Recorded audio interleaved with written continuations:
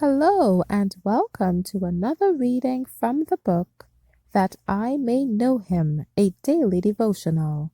Today's reading is entitled Depths of Humiliation, March 3rd.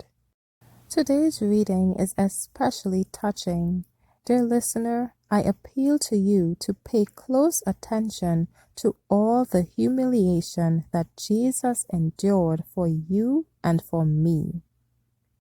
Forasmuch then as the children are partakers of flesh and blood, he also himself likewise took part of the same, that through death he might destroy him that had the power of death, that is, the devil.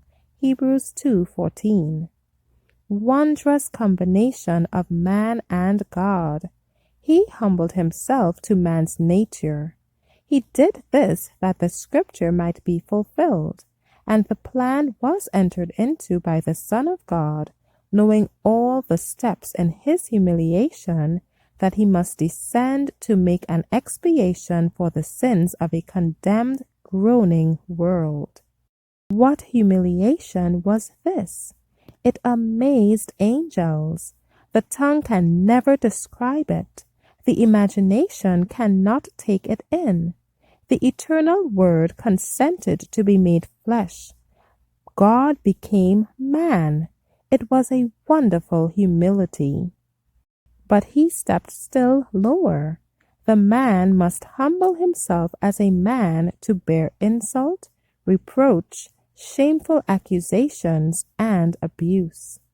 There seemed to be no safe place for him in his own territory. He had to flee from place to place for his life. He was betrayed by one of his disciples. He was denied by one of his most zealous followers. He was mocked. He was crowned with a crown of thorns. He was scourged. He was forced to bear the burden of the cross. He was not insensible to this contempt and ignominy. He submitted, but oh, he felt the bitterness as no other being could feel it. He was pure, holy, and undefiled, yet arraigned as a criminal.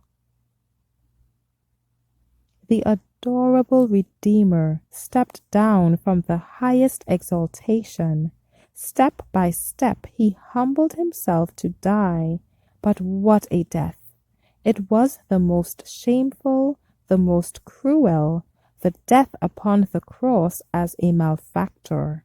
He did not die as a hero in the eyes of the world, loaded with honors as men in battle. He died as a condemned criminal, suspended between the heavens and the earth, died a lingering death of shame, exposed to the tauntings and revilings of a debased, crime-loaded, profligate multitude. All this humiliation of the majesty of heaven was for guilty, condemned man.